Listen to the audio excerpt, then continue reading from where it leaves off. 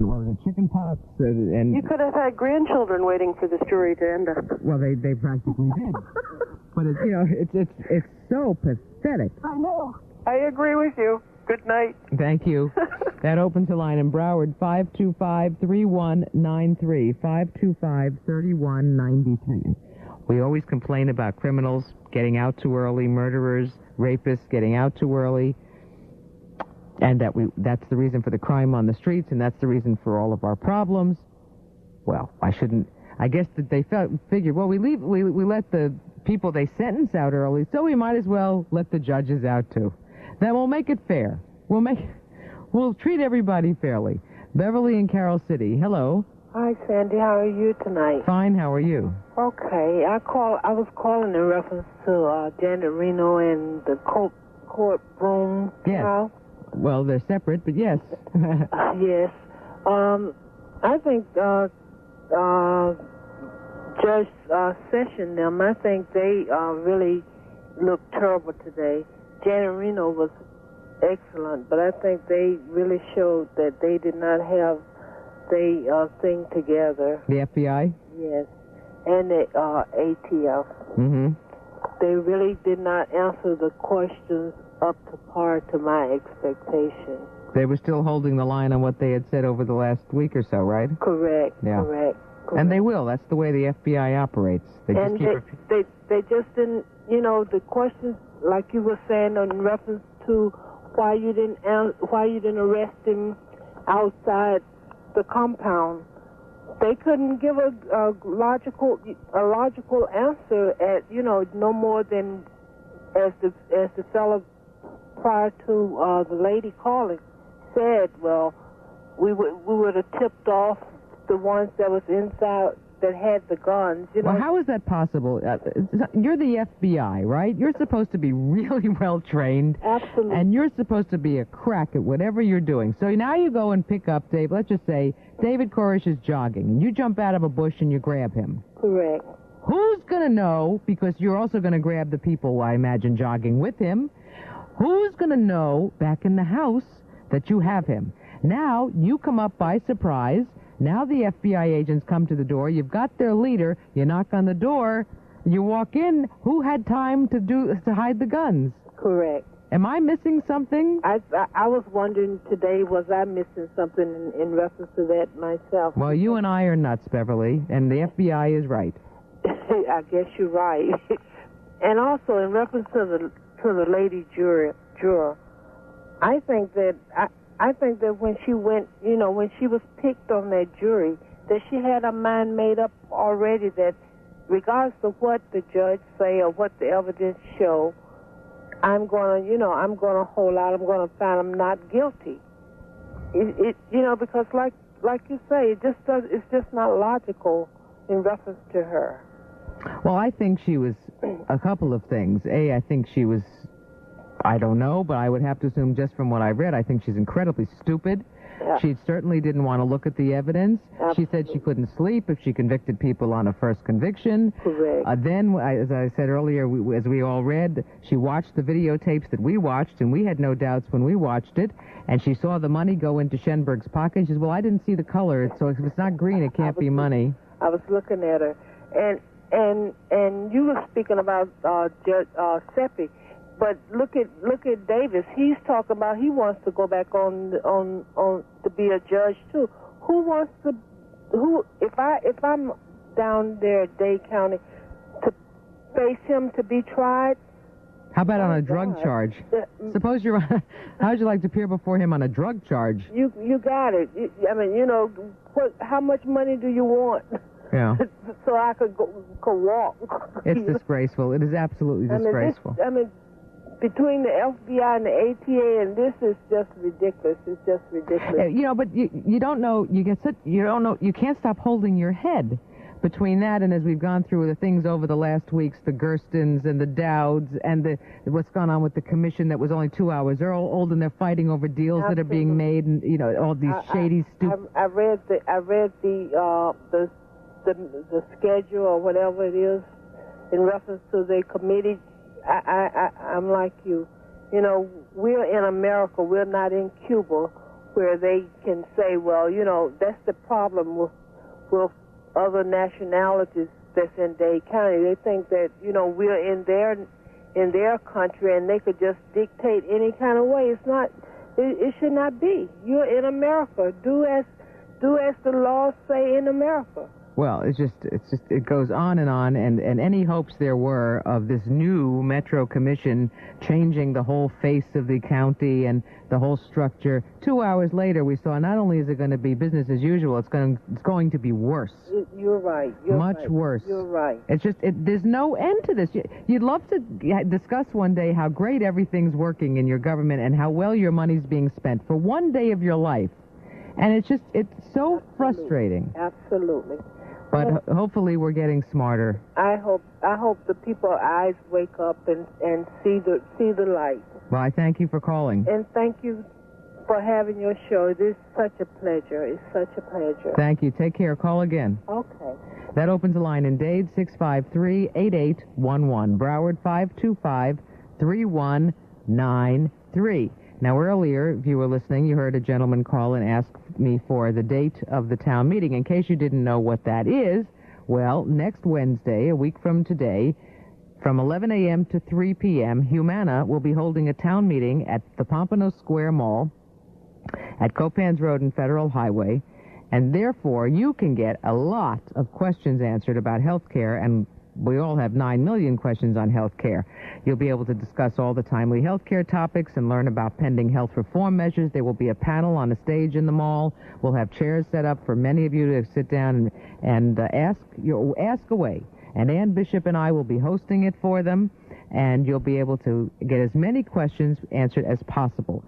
Seating is limited. Everything is free, but seating is limited. There will be snacks provided by Siberian Express, Palmini's, Chick-fil-A, the California Smoothie Frozen Yogurt, but you have to have a coupon to get those snacks, and you must reserve your seating. So in order to get all of that, you must call tomorrow and reserve your seat, or within the next few days before next Wednesday.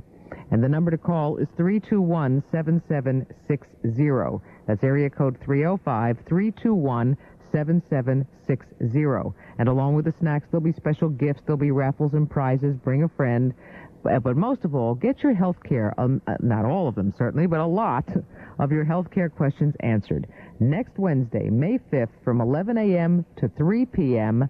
at Humana's Town Meeting, and Ann Bishop and I will be hosting it. And the Pompano Square Mall is at Copans Road and Federal Highway in the Mervyn's corridor. So come in near Mervyn's, and we'd love to see you there. Agree or disagree? It's up to you. To make your comments live on the air with Sandy Payton, call the WMRZ studios in Dade at 653-8811 or 525-3193 in Broward.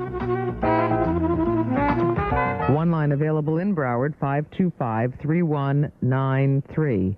And Rodwell in Kendall, hello. Good evening, Sandy. Hi. I've been listening concerning this Koresh business and stuff like that.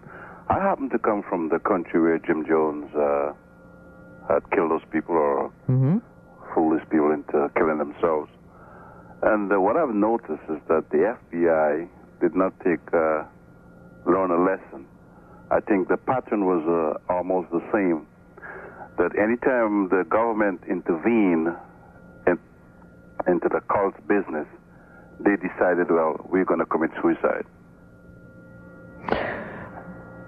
Well, I think if they had not any time, certainly. There have been 2 horrific times now, but when asked about it, Janet Reno said, well, we just didn't think that this was the same sort of situation. I wonder, well, why? Because you were told what was going on there 2.5 years ago.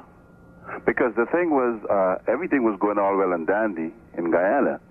But when Jim Jones started his ridiculous things like child molestations and all this kind of stuff, and people started to write their relatives in America, and then the relatives went to the Senate, and the Senate decided, okay, we're going to come here to intervene. Jim Jones said, if you only dare, you know, this is what's going to happen. And he used to be having this rehearsal like every morning. You see what I'm saying? I mean, I'm telling you that I was there because I've well, at that point, they'd rather die a martyr than go to prison.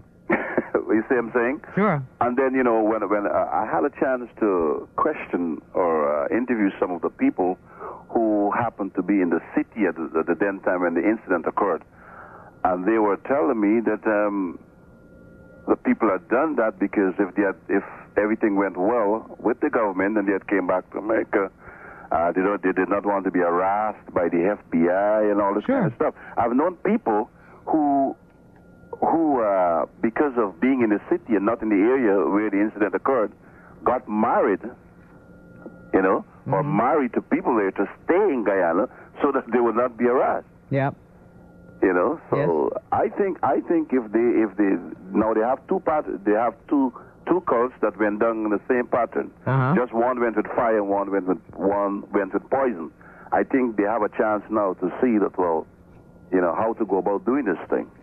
Well, I don't know. I mean, we sit here, and I'm not going to repeat all the questions that I've had and that many people have had that seem so logical.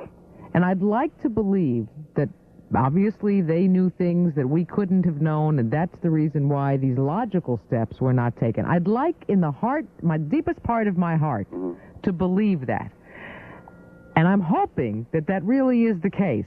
Except I have to tell you that at this point in my life, having seen what I've seen so far in my life, I don't believe it.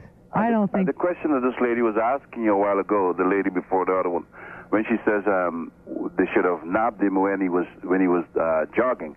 The problem is what I have heard is that Koresh had people on the outside who was informing him what's going on. So if they had nabbed him, he would have the people inside. I'm sure there were people inside who were willing to carry on the suicide anyway. So if they had nabbed him, they would have known because unless they had cut the phone lines, and you couldn't because you wanted to keep communication with him. You see what I'm saying? So that was one way, The FBI can't cut phone lines. The ATF didn't know how to cut phone lines. Well, that's what I'm saying. And forget jogging. He went shopping all the time. He's in town. I mean, it'll never be explained satisfactorily to me anyway. One of the serious things, Mick, I think they should have gone in there because child molestation, to my mind, in America is a big thing. And that's anywhere it is. You know what I'm saying? But, I mean, you deal with it here so severely and quickly. We do? Yes, you do. I think you do. How do we do? Only when people are told. Well, that's what I'm saying. I mean. And even then, not always. Sometimes we send those children right back to the abusive parents. Well, I mean, In fact, where was it? Just today, not today, but a few days ago, we heard. Remember that couple that was accused of leaving their 2 young children alone while they vacationed in Mexico last December, and they were away for almost 2 weeks. So we talk about parents being the root of all the problems of why children grow up to be murderers and rapists and thieves. And what kind of sentence did they get? The parents? Did you hear about that? No, I didn't hear it. 2 years probation. Oh, no. 2 years probation. And also they have to perform 200 hours of community service. That was it. The couple thus avoided being tried on 64 counts. There were 64 counts against them. And they left their children alone for 9 days while they went off to Mexico to have a terrific time. Well, I don't know. We let our crooked judges, walk the streets. We take these parents and give them probation and drop 64 counts against them. And we wonder what's wrong with our society. I know. And another thing, how these cults flourish so quickly? Like Jim Jones, he had a city. Well, as I said the other night, right after the whole fiasco, it's a horrible thing to realize, but it's true. You, sir, because you speak well and you have personality, if you went up to 100 people tonight, you could have 100 followers tonight, 200 tomorrow night. By the end of the week, I guarantee you, listen, and I'll tell you why, as we discussed last week. There are so many lost people in this world, so many lonely people, that's true. So many abused people. If you put all of the reasons people are unhappy together. But do you know something, You go Sandy? up and put an arm on that person and say, I like you, or become a part of my family, and suddenly that person feels like he or she belongs. You own that person. But one quick one. There was the People's Temple, which I think you've seen the Jonestown film. The People's Temple was like a motel they had in the city. And I was there with about 14, because I was in the Army then. I was a warrant officer, and I had to take care of the place with about 14 men. And I questioned some of these guys. Do you know that some of them were from Vietnam? And they were very, very, very displeased. And they want to give me the thing, well, that's the reason why we joined the... I can understand that. They were angry at their government, and they were dropping out. They were very, very angry. They felt their country betrayed them. And you know the thing is, they were hardcore Marines. This is the first time I've came face to face with hardcore Marines from the United States of America. Yep. I can understand. So I'm saying there's another... People who are angry at this country for one reason or another. People who are lonely. People who are hurt. People who are on drugs. People who were abused. People... Just pick one. And you can have... You, sir, could be a cult leader tonight, and within a month... I'm serious. And within a month, Rodwell, you could be the leader of thousands. Well, I hope they learn. As I said, you know, the patterns are the patterns about the same. Just one went down with poison, and the other one went down with fire. Right. So they have something to listen to learn. Thank you very much, Sandy. Nice hearing you. Thank you. Okay, bye-bye. That opens the line in Dade, 653-8811, Broward, 525-3193. Reggie in Fort Lauderdale, hello. Hello, Sandy. Hi. How are you? Fine, how are you? Oh, I'm fine. Good. I got a comment to make to that gentleman in the condo. Yes. I think there's another flotilla heading for Cuba. My advice to him is be on it. He could cut all the candy he wants for nothing. This poor guy, Stan, I think you're in trouble. I think it's not funny. No, I think he's going to end up having to pay this whole fine. I think so, too. I feel sorry for that. Were you aware of this could happen to you? No. So what it boils down to is don't be a good neighbor and don't trim the hedges in the back of your condo near a river. That is for sure. Oh, that's awful. And on this debacle in Miami in the court room, they said you're supposed to be tried by a jury of your peers, right? Yeah, right.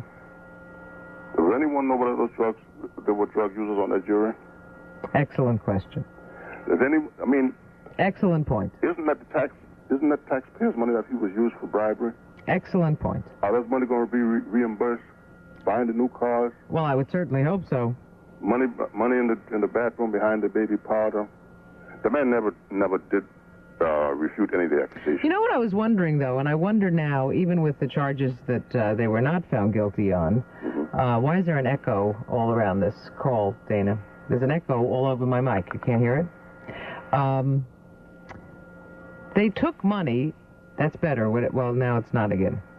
They took money, and we saw it on tape that they took money. Where's the IRS? I'm serious. Well, aren't they going to get taxed on this money? They should be taxed. So I wonder what's going to happen. Sandy, I really am bothered because, you know, you stand in front of a judge for any charge. Right. And you're not even thinking that he is high on drugs or anything like that.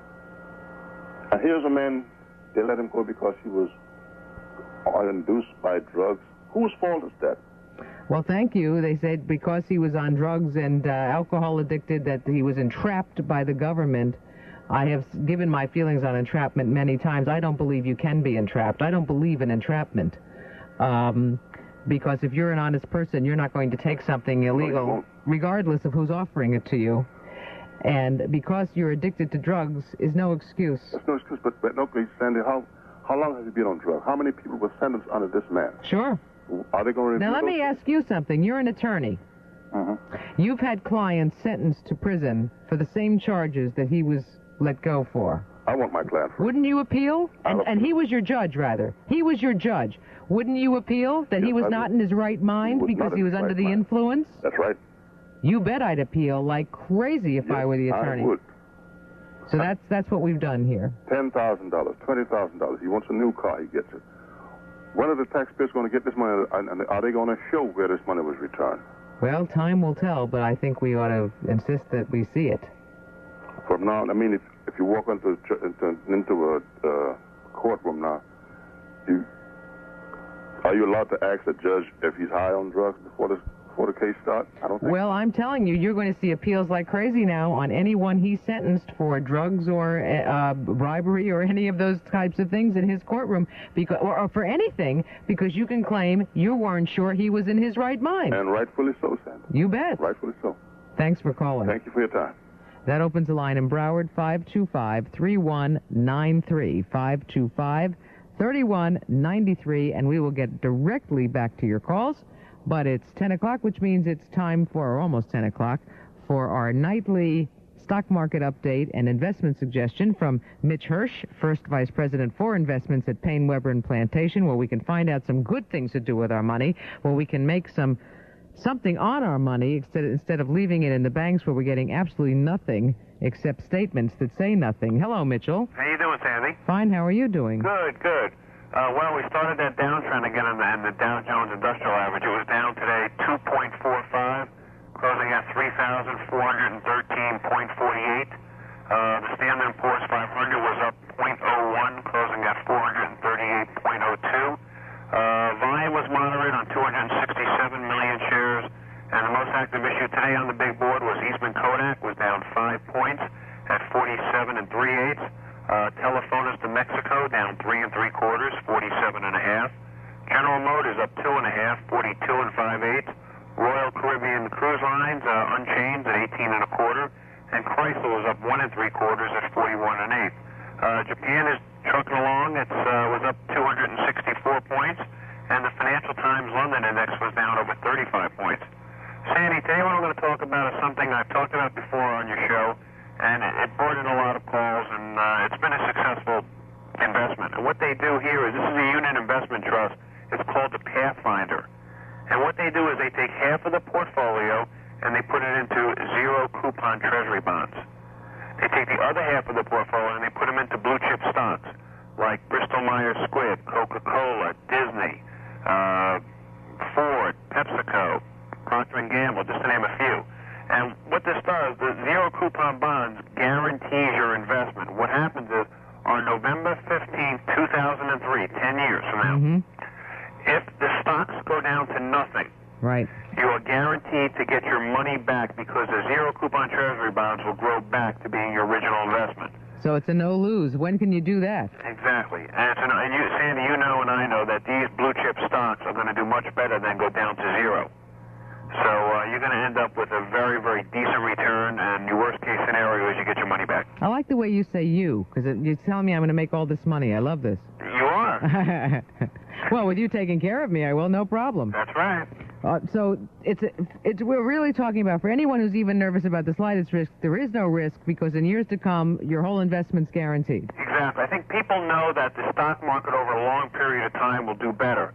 But they're still afraid, because even though they know it, they still have that fear in them. Right. So here is a way of being in the stock market, but knowing that your worst case scenario is you're going to get your money back. Well, that should be the worst case scenario we all ever face on anything. So to find out more about those kinds of really sensible and yet secure and yet hopefully, as you said, the worst is you're going to get your money back. The best is you're going to make money. So to find out more about things like this, they can call you at your office. Correct. And go ahead. That number is? In Broward, 370. And by the way, it's no obligation, no charge. You can talk with them for free. You know, consultation. Don't get nervous. Exactly. Yeah, and then if you choose to do business, then it's up to you. Go ahead. 370-3921 in Broward. 370-3921 in Broward. Toll free, it's 1-800-634-4120. 1-800-634-4120. And that's how you reach Mitch Hirsch, who is the first vice president for investments at Payne Weber in Plantation. Lots of good advice, and he takes you comfortably through wherever you're comfortable, and you'll get some really good advice. Thank you, Mitch. Thank you, Sammy. Take care. The opinions expressed on this paid program are those of the host, guest, and callers, and do not necessarily reflect the views of the management or staff of WMRZ. Please direct all program inquiries to the host of this show. You're listening to The Sandy Payton Show on 790 Memories WMRZ, South Miami, Miami, and Fort Lauderdale. To be a part of tonight's show, in Dade, call 653-8811, and in Broward, 525-3193.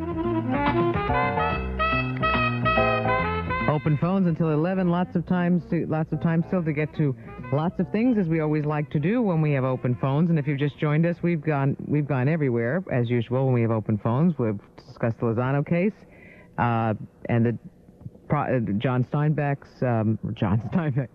Robert Steinbeck's column a little while ago that basically pointed out that we should not, since this trial hopefully is going to start May 10th, don't start considering this another Rodney King trial, that the question of malicious intent has never been raised in the Lozano case as it was in the L.A. case, that Lozano's jury will examine only his split-second judgment, that the American justice system may have been on trial in L.A., but in Florida it's just a lone officer who faces judgment. But he also points out, in asking if you have any thoughts about this, that, of course, times have changed since the first Lozano trial, and we don't have a videotape like in Rodney King, so there is no obvious evidence. In fact, there's very little obvious about Lozano's case.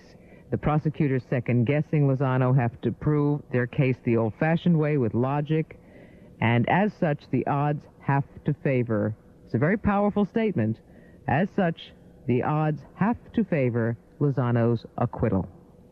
In the first trial, physical evidence was limited, but 5 witnesses in the 5 locations said they saw Lozano deliberately taking aim at the motorcycle. This time, however, around, the witnesses' memories will be less clear. Defense attorneys with a practice trial under their belts will be more effective, undermining their testimony. Lozano will be a better witness in his own defense than he was before. Benefit of the doubt will loom much larger this time than it did in Lozano's first trial. And no matter where the trial, a second conviction is a much shakier proposition. So asking you how you feel about that. Also, the ridiculous outcome of the Court Broom case and the horror of what one ignoramus juror can do when that juror refuses to keep her oath as a juror.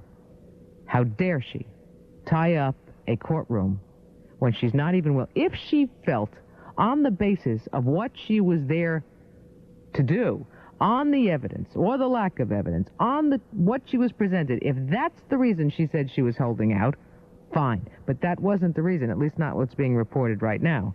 It was because she said she couldn't sleep if she convicted these people on their first accounts. She refused to look at the evidence and see it as everybody else was seeing it. She refused to accept what it was that was being seen, and she was not being treated well in the jury room, so therefore she was getting ticked, and she was probably getting even, and that's what we ended up with in the courtroom case after all of that. Also, the Home Alone parents, the couple accused of leaving their 2 young children at home for 9 days while they went off to Mexico last December. Remember that story? They were only sentenced to 2 years probation, and 64 counts were dropped. That's how they avoided being tried on 64 counts, because they also agreed to 200 hours of community service. Pathetic. Absolutely pathetic. And, of course, the kids, 10 and 4, will go back to their wonderful parents. And also talking about, now that the rally at the Holocaust Memorial is behind us, one editorial raises a very good question, and that is, how far away from a non-public forum such as the memorial must one be from now on to exercise their First Amendment right? If a place is going to be deemed a non-public forum, as was the Holocaust Memorial, and the city of Miami Beach said the rally had to take place 400 feet away, what about future places that are deemed to be non-public forums? How close to such a non-public forum do the public streets become a public forum? It sounds like a funny question, but it's a very serious question, and one that really should be answered. Also, the beginnings of the Metro Commission that was supposed to be historic and change the whole face of the county and the way our our business was done in this county, and if you read about what happened here with the deals being made 2 hours later, and with the fight between Alex Pinellas, who was ticked because he wasn't chosen chairman, and Arthur Thiel was, and then Arthur Thiel chose the plum position for himself on the committee assignment, and then asked for Ray to be his assistant, and what a mess. What an absolute mess. And also talking about the state of our economy and the president and Leon Panetta's statement admitting that the budget is in much bigger trouble than the administration is willing to admit, that this administration is probably in much more trouble than they ever dreamed so early on, and your thoughts on all. So all of those things, plus we have a gentleman out there who's in real trouble, cut some greenery down behind his condo.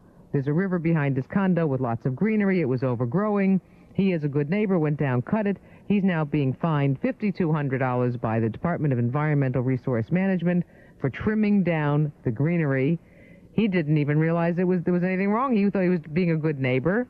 They don't want to hear anything. Plus, they fined the condominium itself $8,000 for other trimmings that had been done that nobody else is admitting to. See, Stan, my caller's problem is he admitted to it. So now he's also going to have to pay his portion of the fine for the condominium, plus $1,000 to replant a little bit. And if he doesn't pay on time, he's paying $85 a month. They charge him $100 a day. And he wants to know if there's anything that anybody has experienced that could help him. So all of those things, plus anything else you'd like to throw into this, feel free to change topics anytime, and we have a line available in Broward at 525-3193. 525-3193. And we'll head to Harris and Kendall. Good evening. We, the good, honest citizens who take care of our families and raise our kids and participate in the school programs, we continually get slapped in the face and have to encounter affronts. I mean, it gets so that you can't maintain your hope in the system. We had hope that Court Broom was a breath of fresh air. I thought it was... That finally, we've heard these rumblings about the payoffs of the judges in the civil and the criminal side. So finally we see something like Greylord up in Chicago. Mm-hmm. And the FBI is creative and the prosecutors are gung-ho. And I mean, finally there's something, and we're holding our breath, and we're really excited. And here is another affront, just another affront, just like how corporate America showed us the S&L scandals, how these vaunted, promised solutions to illegal, uncontrolled immigration would come about with these acts of Congress. I forget the names of these congressmen, DeConcini or whatever, with their ideas about limiting immigration, uncontrolled immigration. Well, Simpson and Mazzoli. All these things are blown up, and we have our hopes up that there's going to be some changes. Capital punishment maybe will take care of some of these dirtbags, but then the stinking lawyers drag it out 15 years. Right. All these things keep coming up in our faces, us dumb slobs out here, with our businesses and our paying taxes and our quiet, patient waiting for something nice to happen. And then the Court Broom thing falls apart, and we know that the jury system stinks. There should be professional jurors, that it's possible to have objectivity and a fair jury, even though they're professional, trained people. But no, the lawyers have too good of a thing going. Well, they threw 53 charges at a jury. Yeah. I mean, they overloaded this case so badly. That lady in jail. I want to ask you a favor, okay? Can I act like your coordinator with your producer, and can I... Absolutely. Can I be so presumptuous... Sure. ...as to arrange to have one of the FBI guys behind this thing and one of the prosecutors behind this Court Broom thing come on your show... Sure. 2 nights from tonight... 2 nights from tonight? What's today? Today's Wednesday? Yeah. Friday night. Sure. Can I be that presumptuous? And can I give my phone number to your producer after this call? And can we get maybe Bob Bertrand from American... Well, I'll tell you what. Wait a minute. Are you going to line all these people up for me? Yeah. Okay, let me give you my office number. Okay. And you call me and let me know if they're coming for sure. Well, I don't have guests Friday night. It's open. Well, I'm not playing games. Okay, here's my officer. The people in this town, we've known about the market scandal and all these shenanigans, and we'd like to see a court broom in the civil side. And this is horrible. I mean, this is like the slap in the face where illiterate Soto kicks out a great guy like Charles Dussault. All these things. Well, there was a little. Hold it. Don't use the word great. There was some conflict of interest questions with Mr. Dussault also, if you remember. He was. Let's not overlook those. And he was creative and. Well, that doesn't excuse, and I'm not saying it was proven beyond a shadow of a doubt, but conflict of interest questions were raised about him as about his well. Bond activities. You bet. Yeah. And I'm not going to overlook anything like that anymore. Yeah. Not that I ever did, but. I mean, he's a lot better than the other guy, but... Well, you see what we've gotten to? Well, he's a lot less of a crook than somebody else. That's what we're basically saying. Or he's a lot less dishonest because he tried to benefit his own business a little bit. At least he didn't steal out of his... that's what we're saying. I've been in shock since I heard about this court broom thing, but... You think it was... Did you see those tapes? I saw the tapes on television. You saw the tapes? I've had. Was there any doubt what was happening? Did you hear the audio tapes? Well, I realize let's make some money, man. Was there any doubt?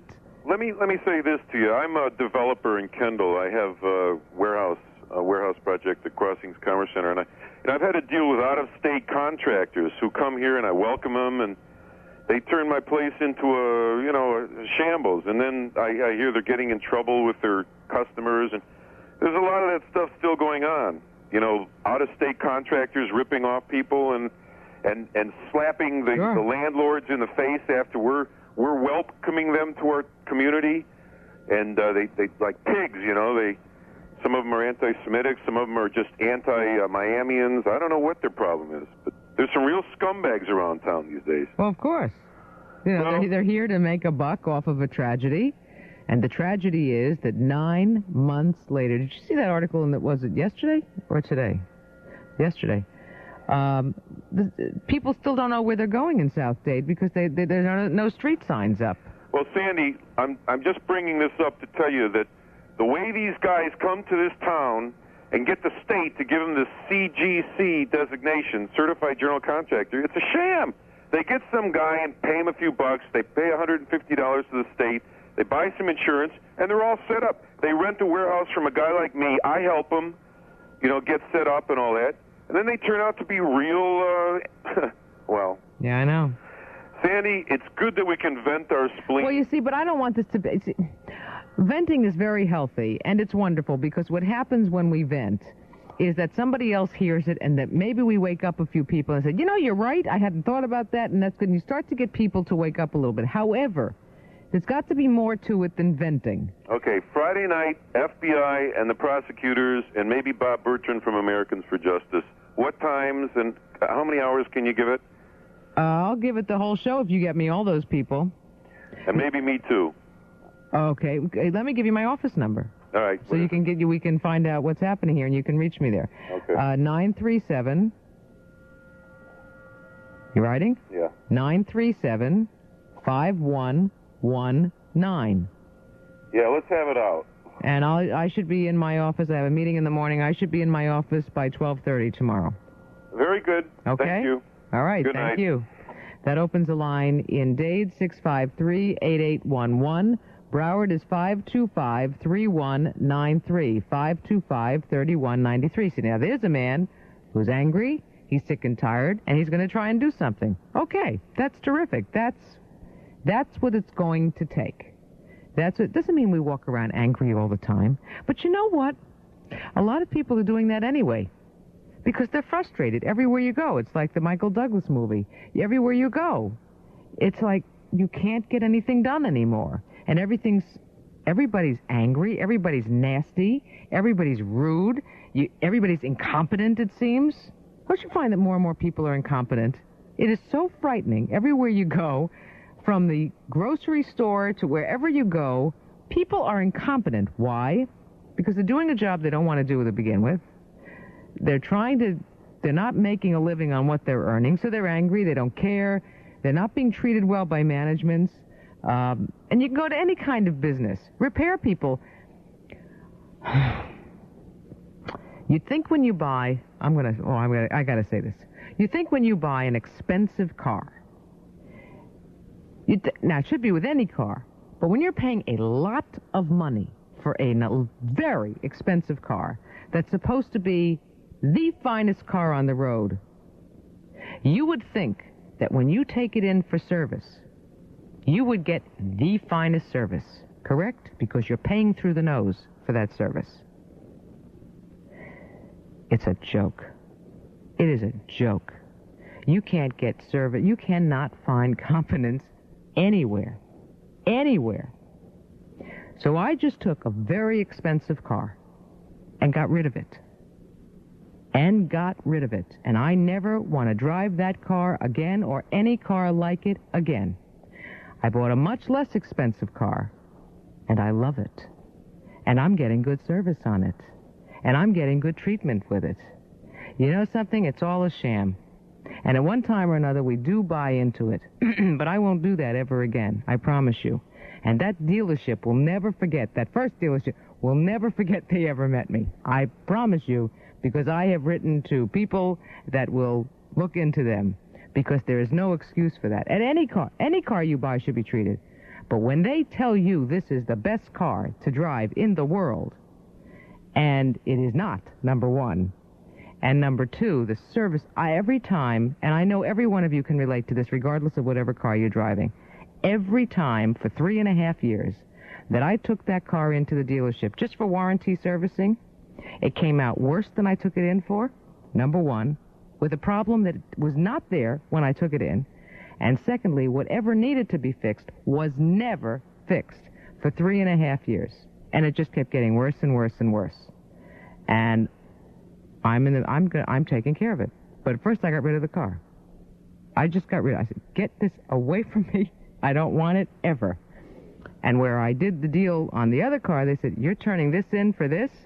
And I said, yeah, you bet. And they said, okay, sure, we'd love to do this deal. And I said, I bet you would. But you can't get competence anywhere. Anywhere. Even when you think you're buying the best of something, you figure, okay, now I'm going to get competence. It's a joke. It is a joke. You can't get How many times does somebody come to your house to fix something? Do they fix it the first time?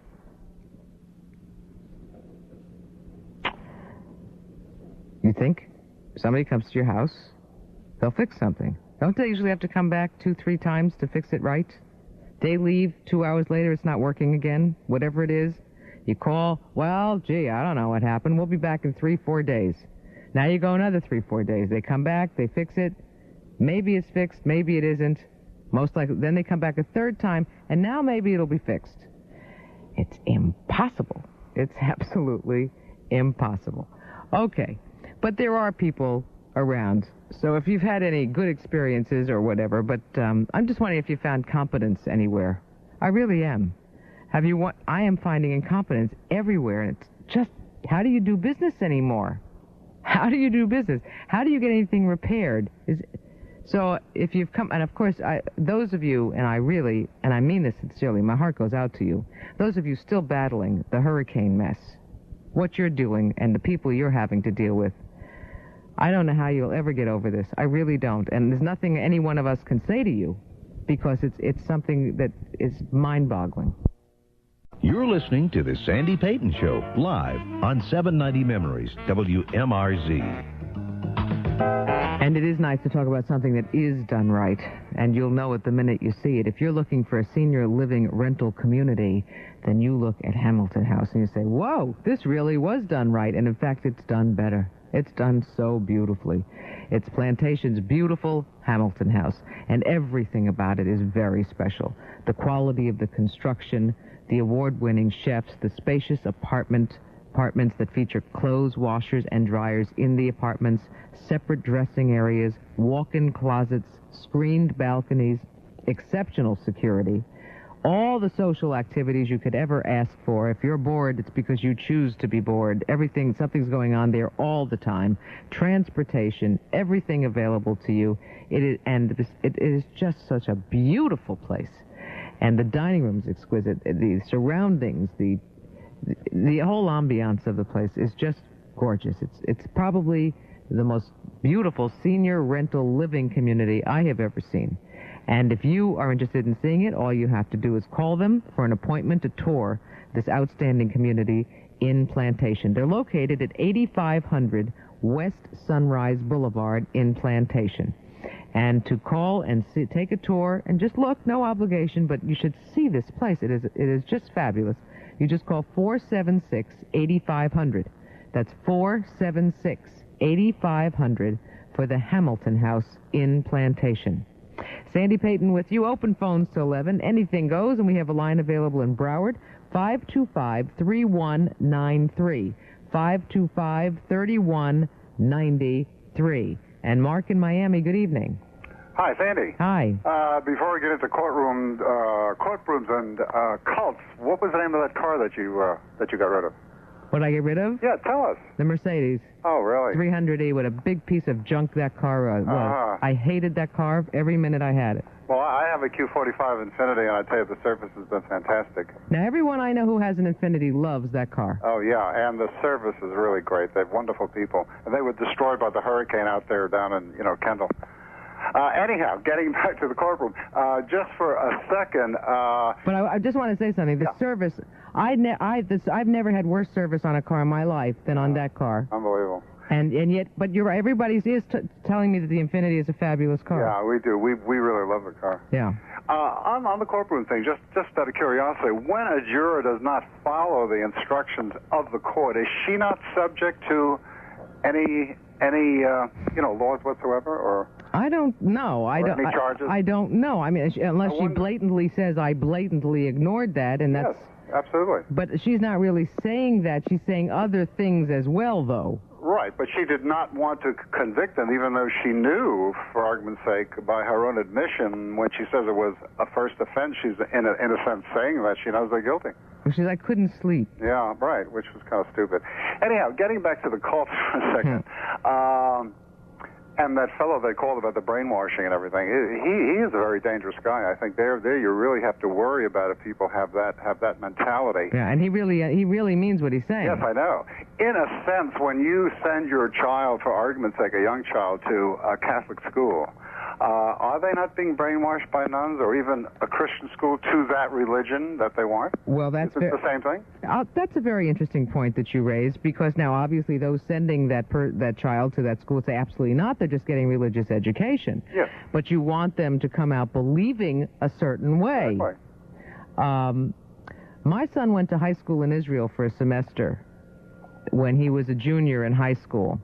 When he came back, I had him on my program with two other friends of his who had come back also from high school in Israel.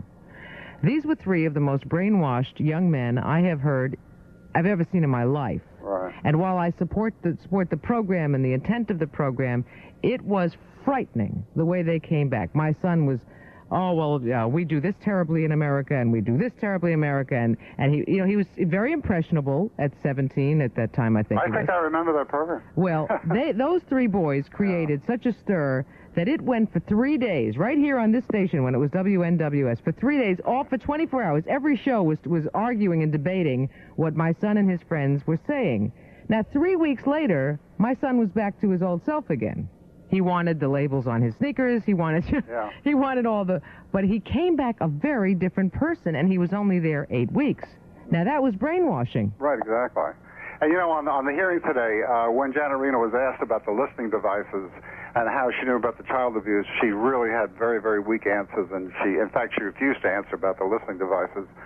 Whether they were there or not, or what they really had, I don't know. A lot of what went on was assumptions by the FBI and by the ATF of what they thought was going to happen, what they thought they were going to do. But I think there was very little substance why they reacted.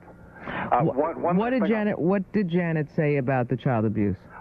She was very weak on that. Everything was what she was told, and what they thought, and what their experts that the FBI had lined up throughout the country, psychologists and religionists, all making these observations and assumptions that this is what they would do, what they might do. But there was very little proof of what they had. Incidentally, the last word on cults was a couple thousand years ago. there was a cult, and it has been referred to as a cult throughout religious history, which was called Christianity. Yeah, well, so so much for cults. I would really love to hear if we, as that man suggested, ban cults. Oh, absolutely. It's very, very interesting how people are going to determine what a cult is. It's not the Church of Scientology a cult, or the Hare Krishnas, and as far as the mainstream religions, there's only maybe 3 or 4 in the world. And then what he was basically alluding to was also banning anything that wasn't a mainstream religion. Exactly. Very frightening. Okay, Fanny, nice talking to you. Same here, right, thanks. Take care, bye. That opens a line in Dade, 653-8811, Broward 525-3193. Florence in Plantation, hello. Hi. Hi. I have to apologize. Last night, Brian Weiss, he's such an interesting, sweet man. Oh, he's phenomenal. But I have to tell you, I called him Brian, and I was so embarrassed. Why? Because I couldn't remember if he was a doctor. Oh, he's a brilliant psychiatrist, but you can call him by his first name. Oh, God, I said, I don't want to embarrass Sandy. Oh, don't be ridiculous. I talked to my daughter. And I don't use titles for people generally. Well, she said, I told her, what had happened, and she was hysterical, and she says, yeah, she had taken her boss's birth dates. And she says, in another life they had been married. Oh, really? Uh-huh. She says, did you tell them that? I says, no, I forgot that part. Oh, so are they going to have an affair, do you think? Nah, he's happily Is your daughter married. and her boss going to have... Well, that's not what I asked. I hope not. Okay, well, that's a fair answer. You hope not. I have, when you talk about incompetence, I can recall some of the shows that you did where you couldn't get in. The lines were so hot, where you said, what bugs you? What irritates you? Oh, grape nights. Yes, we used to do grape nights. Yeah. Mm-hmm. I mean, those were really, and the things that... We may do those again. Yeah, the things that came up were, and everybody, and you would stand there and say, yeah. You know that you're going back to 1978? Oh, please. I hate to tell you that. Oh, no. Oh, please. As time flies. Uh-huh. Anyhow, I loved the show last night. I just did. He's a remarkable, and as I said, the thing that keeps stunning me, as I mentioned last night, is we used to double date not too many years ago. He and his wife and this man I was seeing, we used to double date, and that's how I first met Brian. And this was long before this happened to him in his office, 6, 7 years ago. This was a few years before that. And I knew Brian as this very quiet, reserved, never would have believed any of this, or never would have even discussed any of these kinds of things. And when I see how he has changed from what has happened through in his office with his patients, it's remarkable. It has changed him dramatically. He keeps a full practice along with everything else he does. He's a brilliant psychiatrist. He used to be chief of psychiatry at Mount Sinai Hospital for years. How in the world do people get to see him? Well, forget it. There's a 2-year waiting list.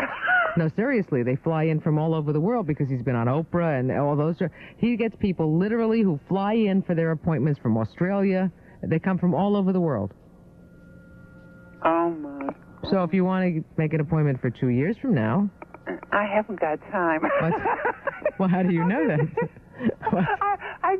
If I needed him, I would be in deep trouble if I had to wait for 2 years. Can you imagine calling now to make an appointment with something you can't, and they say, okay, be here in 2.5 years on such and such a date.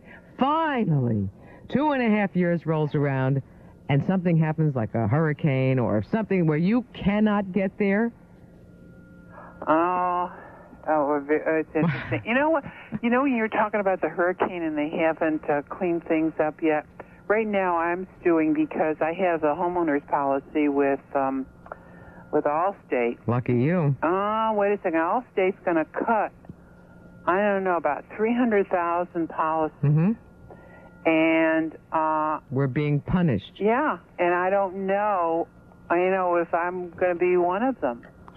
And so I called State Farm, and the man said, look, he says, you're going to have to wait. He says, to find out if they're going to cut you. He says, I could not write you a policy because State Farm's got a hold on writing their regular policies, He says you would have to go into the policy that's written for the state. You know, that the state is approved. Yeah, that will cost you. Well, well, then any policy right now is going to cost you because they're all raising their. He says it isn't even as good a policy. Right. It's going to cost you. See, this is, as I've said before, and again, we're all sheep. This is outright blackmail. Blackmail. There's plenty of money left in their reserve funds, billions of dollars in these insurance. They're just ticked that for the first time they had to pay you after you paid them for 20, 30 years. And so you're going to pay like you've never paid before. And if, God forbid, we have a hurricane again this summer, watch. Yeah. Oh, terrible. Terrible. Yeah, I had a small amount of damage, and I debated, should I apply? And they were encouraging people. Well, yes, if you've got something, here's our 800 number to call. I said, no, I'm not. And I'm glad I didn't. But you see how bullied we are? A car, if you get a car into a small car accident, you get a dent, it's not... We go through this terror. Oh, should I report it? Oh, no, I better not because they might cancel me.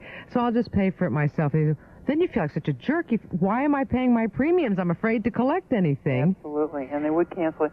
Do you know what? We were talking about Operation Broom, and do you recall, I'm sure you do, because she was just on Ellen Marfonius.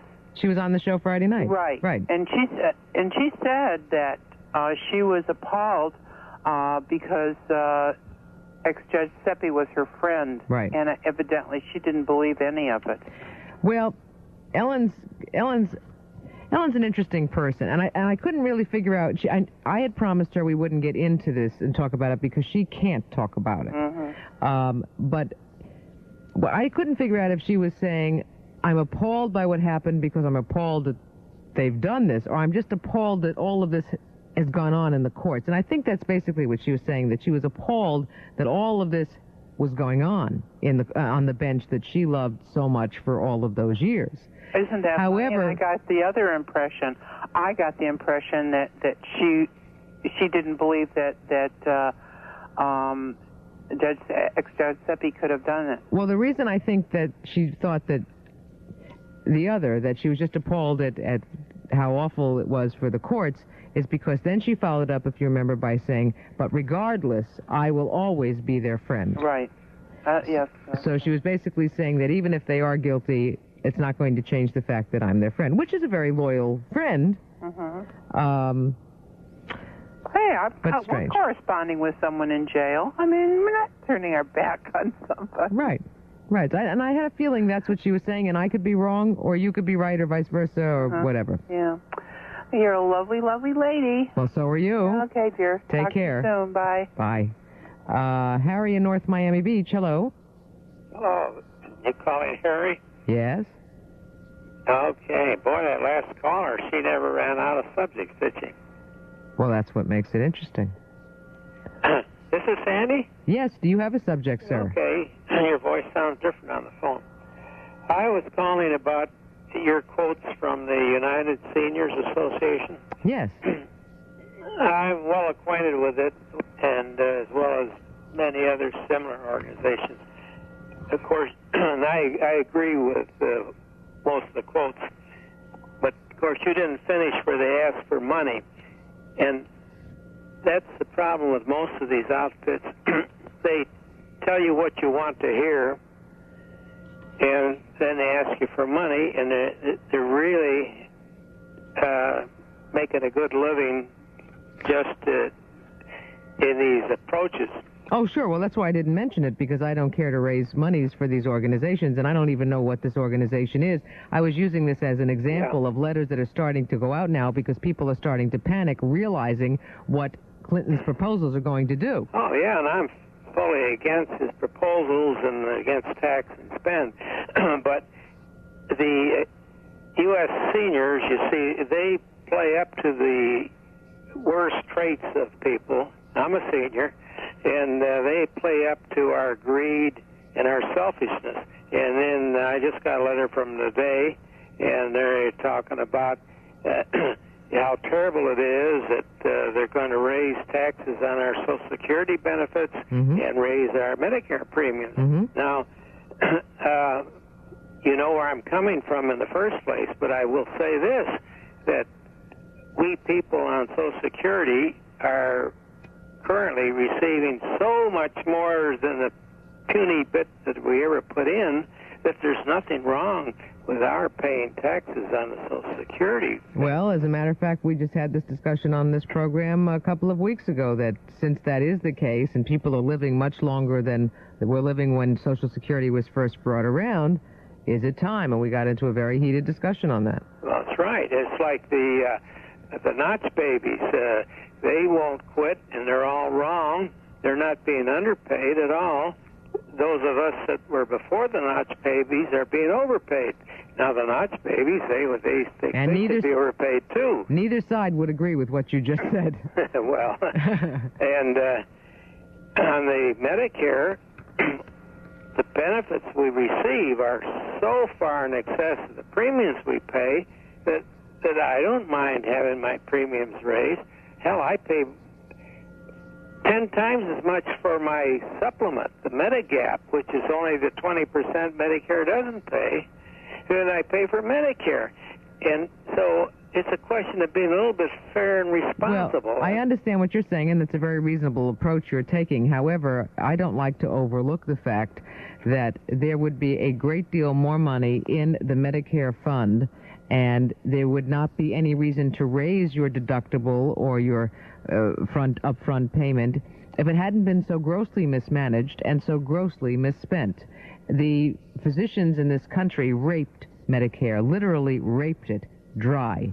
They double billed, they over-operated, they over-medicated, they over-tested purposely, and did everything they could to get all the money they could out of Medicare until Medicare woke up one day and went, whoa, this man's name looks familiar. Look at this. He sent in 4 bills the same. This was going on for years. Oh, yeah, you're right about that, but that's another side of the coin. No, it is not. No, Medicare itself is inefficient.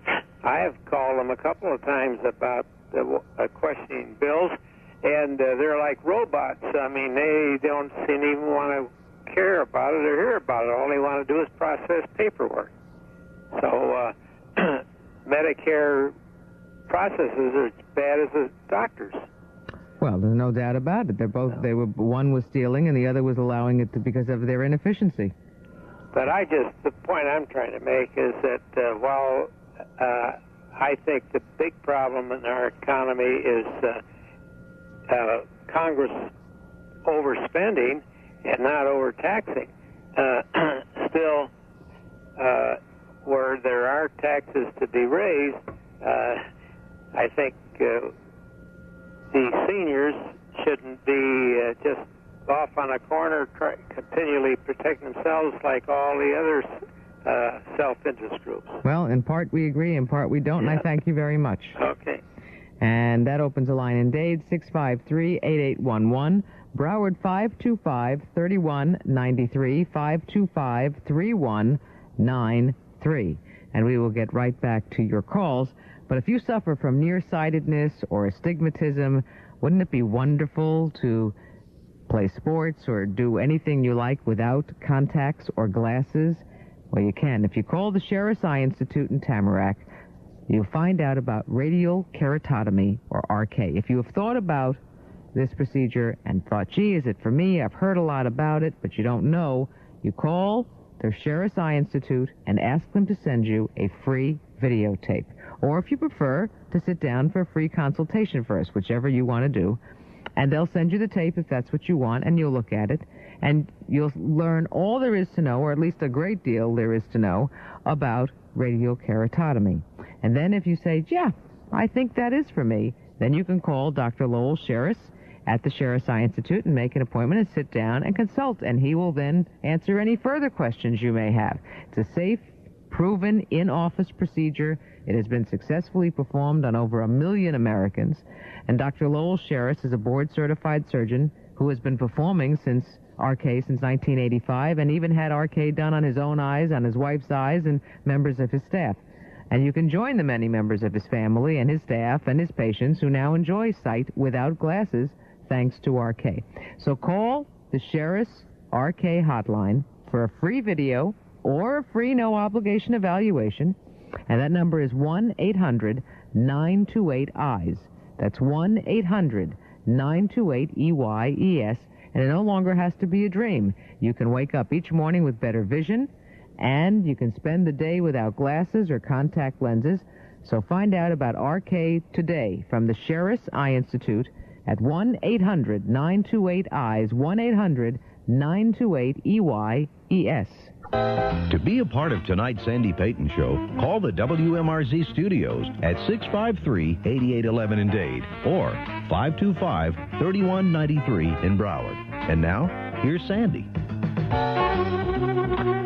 And still time to get in as we finish up open phones, so don't hesitate to call in. You can still get on, I promise, and we have a line available in Broward at 525-3193, 525-3193. John in North Miami, hello. Hi, Sandy. Hi. Two principal things, quickie things, and then a quickie postscript. The first one is, and I attribute this to Koresh's lawyer. I think his name is DeGeiner or something like that, his last name.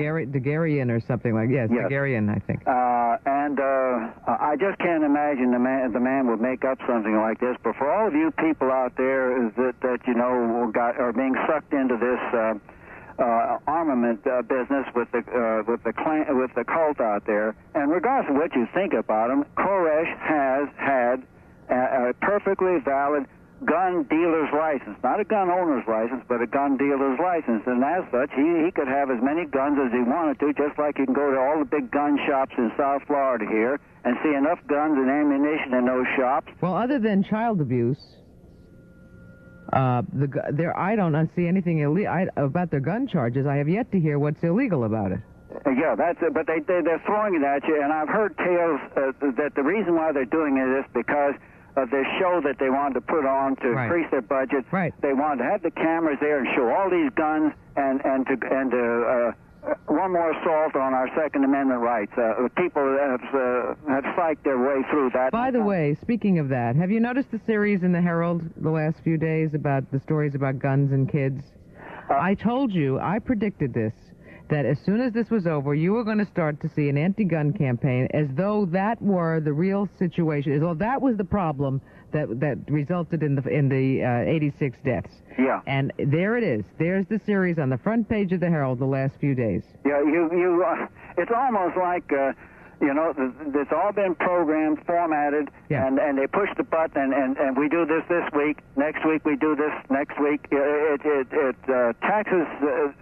makes you almost believe that some of it's planned. I hate to be in the conspiracy. Well, that series sure popped up quickly. It sure did. Yeah. The other thing was for that gentleman that wants, that called up, sounds like he's something right straight out of 1933, the one that wants a RICO statute for everything. He wants to ban cults and anything that isn't a mainstream religion, basically. That's right, and whatever he and his group thinks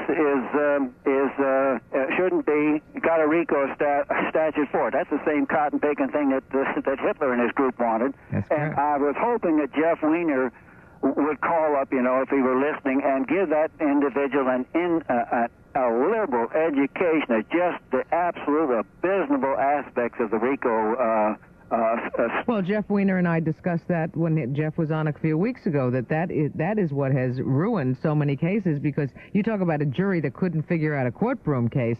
You throw these RICO statutes at them, and even bigger cases, they stare at you. They don't understand. Racketeering is almost indefinable. Yeah.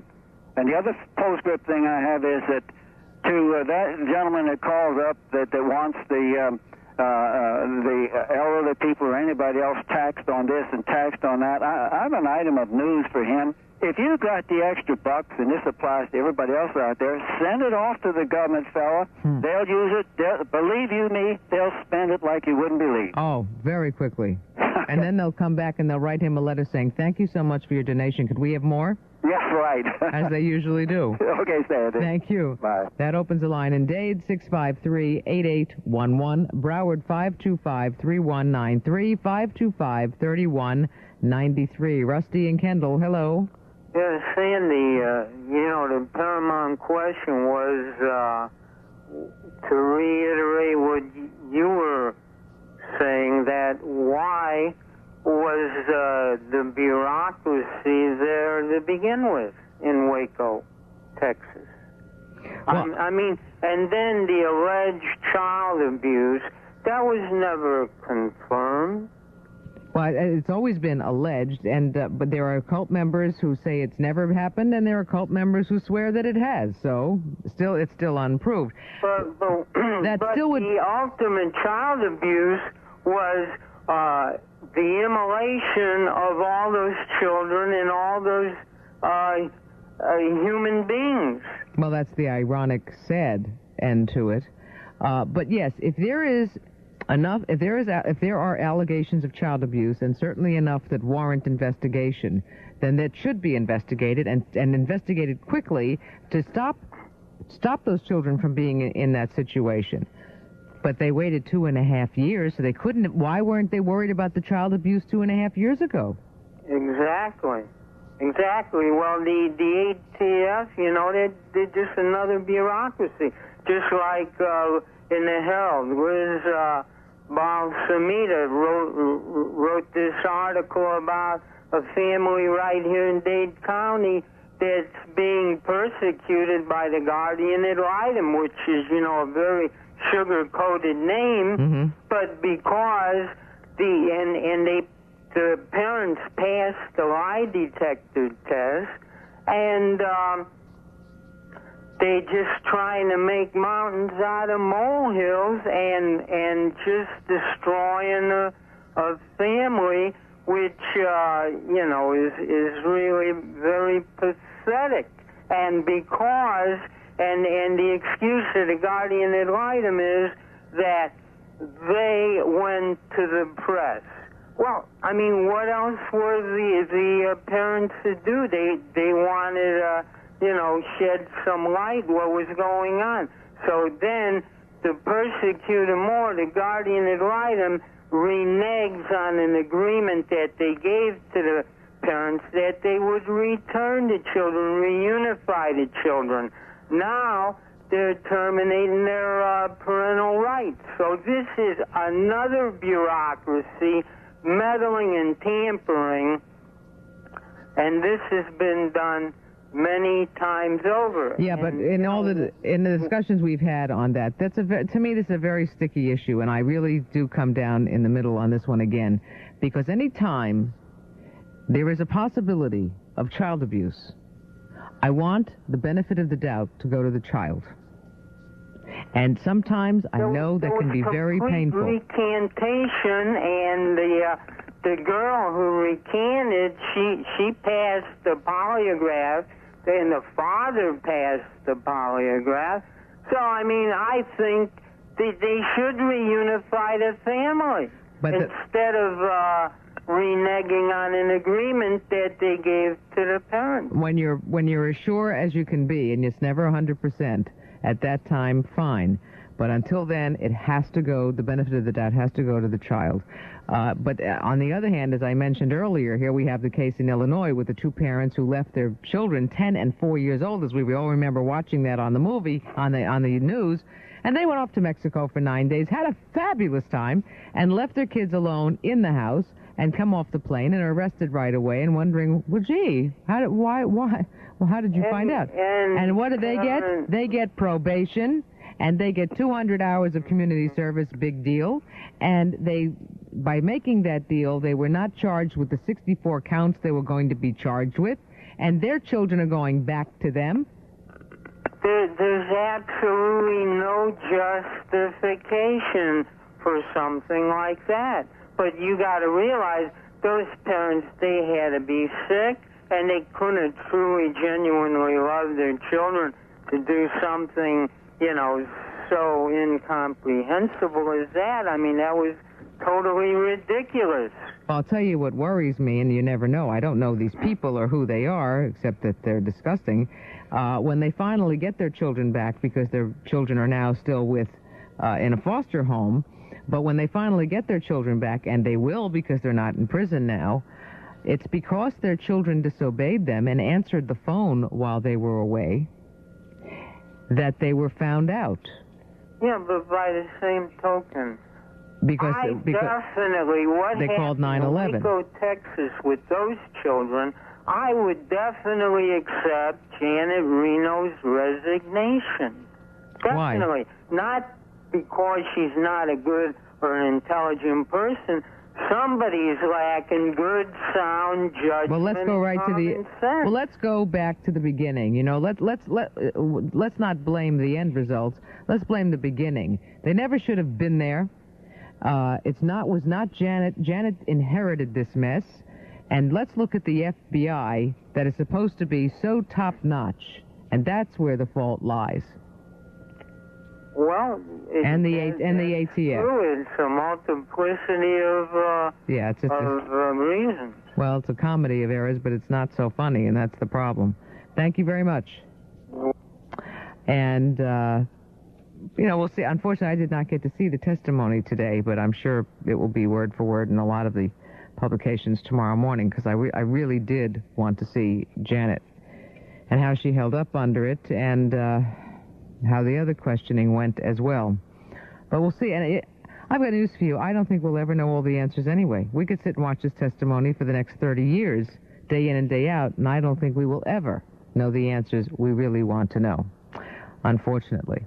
However, the fortunate part is I get to talk with you again tomorrow, and I hope you will join me tomorrow night and every weeknight, 8 to 11 p.m. on the Sandy Payton program. And until tomorrow night, please have a wonderful day.